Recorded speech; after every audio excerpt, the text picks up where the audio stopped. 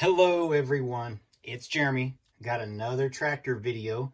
This one we're looking at front implement or front attachments for the new 2021 red tractor that just came out in January. The one in the front here, this is your standard tractor. Nothing has changed on it. They give you the large bucket, which looks just like this. And the attachment is pretty simple. So if we just take these three pieces off, if you count the bucket, we can do a lot of stuff with this new tractor. And we're going to look at a few of them today. So we'll roll our new one, standard, unmodified version. We'll roll him out of the way. And we'll roll up our first implement. Now my last video I did implements for the tractors from 2010, which could also be modified to this one, just like our one in the back there with our lift arms. And I did two different augers or post hole diggers. Well, I got to thinking, I've seen one that has the front attachment. So you see the cord here, and that's really just meant to represent an extra wire, or not wire, an extra hose for additional hydraulic pressure. And what we've got here, it holds it up pretty well. There's a decent amount of strength here for some of these attachments, but it just goes down and we can start digging for our post holes. And he turns, and if we need to go down farther, we can angle him back if we need to dig an angle or dig out in the front. You could probably modify this even more if you wanted to add like a jackhammer attachment. They really don't do that with tractors. It's more of an excavator type attachment, but I mean, it's the options there. If you have a construction site, maybe you want to make a yellow tractor, you change out these red pieces. I think there's 14 of them. My last video I did a count on a review on this. I think there's 14 red pieces here. Change those out. You can change whatever color you want, and maybe you've got a work tractor for a construction site. So yeah, that's our first attachment, which is just a simple auger post hole digger attachment. Now our second one here, I only have one of these that I could find, at least, pieces of string with the studs attached on each side. For some reason I can only find the one extra. I've got a few that are the really, really long ones, but they just get tangled up in everything. So what we'll do is we'll attach him to our bucket arm, and we'll attach him here to the bottom of our grapple. And this one works really well. He's got a decent amount of play in him as long as he's not grabbing anything. So we'll sit him on the ground. Our arms, our ISO independent arms that we can raise up and down. And we've got articulation here.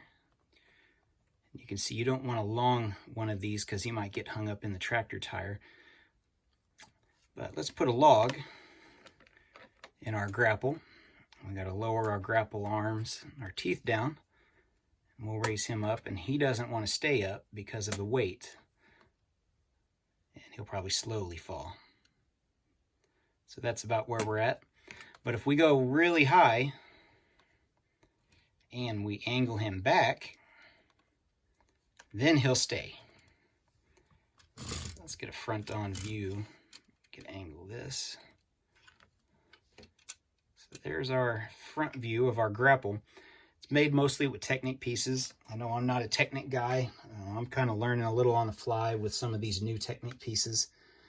I grew up in the 80s and 90s with Technic, but didn't have a lot of these bars and angle pieces that are created today to make things a lot more amazingly built models, like the new Lamborghini or the Bugatti or any of the new construction vehicles. So we're doing a much smaller scale. But here's our grapple. I like the idea of this. I really like the way this turned out with the simplistic design that I came up with. If you have one of these, maybe you have a farm scene, or maybe you have a scene where you're cutting down trees. in your Lego village or your Lego farm, and you're just wanting to move logs. Maybe you've got a train. I know some of the previous trains, you know, they give you these pieces where you could make your own logs and make it seem like you're hauling lumber on one of your train beds. This is the perfect loader piece if you don't have one, or you don't have a crane or something like a grapple arm of some kind on a crane. This is the perfect thing because you can just drive him up and he'll tip and just open up your arms and he'll just drop right down into your trailer bed. You can do this with the standard Lego trailers that they also gave you with those 2010 tractors, or just make your own trailer and add some of the fence pieces on the side to have an enclosed trailer to haul stuff with. But that's our grapple. On to number 3, and we'll show a picture of a grapple here and the picture of the post hole digger while I get this next attachment set up, which is going to be a power broom.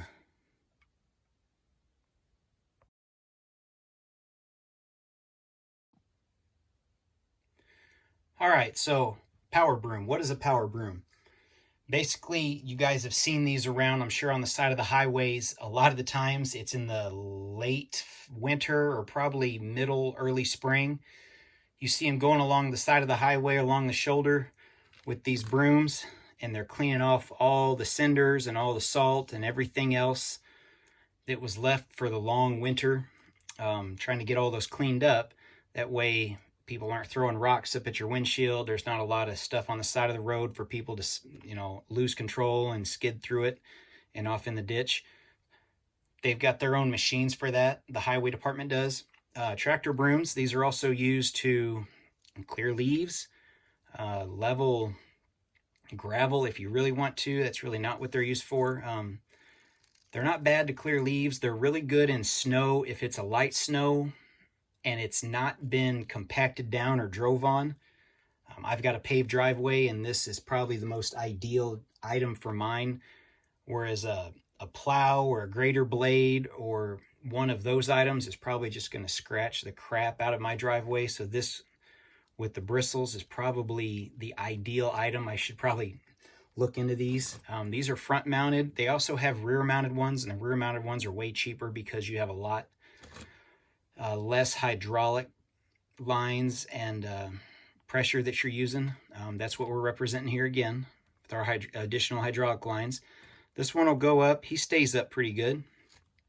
You're never going to have it that high. There's no real reason. It's not like you can clean the side of a house or anything. That's way too powerful for that. But we'll go down. We do have some articulation in him. I struggled with this design, trying to find the right make and mix and weight, pieces, parts. We'll come at you head on here and kind of see. Get a side view here. There we go. Street sweepers. You guys have seen those. Lego came out with one last year. I got that. I got a couple of those. I got a few from the past, back in the 90s when they came out with those. I just bought these additional bristles off Bricklink, and they're, you know, 30, 40 cents a piece maybe. They may be a little more than that. They're well under $1 a piece. A lot of the other Technic pieces are just there to kind of create that design and stability for this. This is one of my higher up favorite designs that I've created with attachments and implements for the tractors.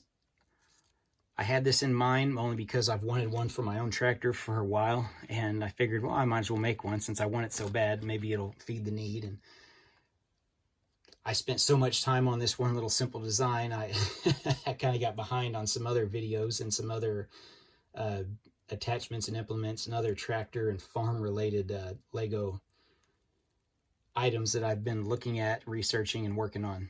But yeah, that's our power broom. Here's a picture of it in real life on a John Deere tractor, and we'll come back and I've got one more attachment for you in this video.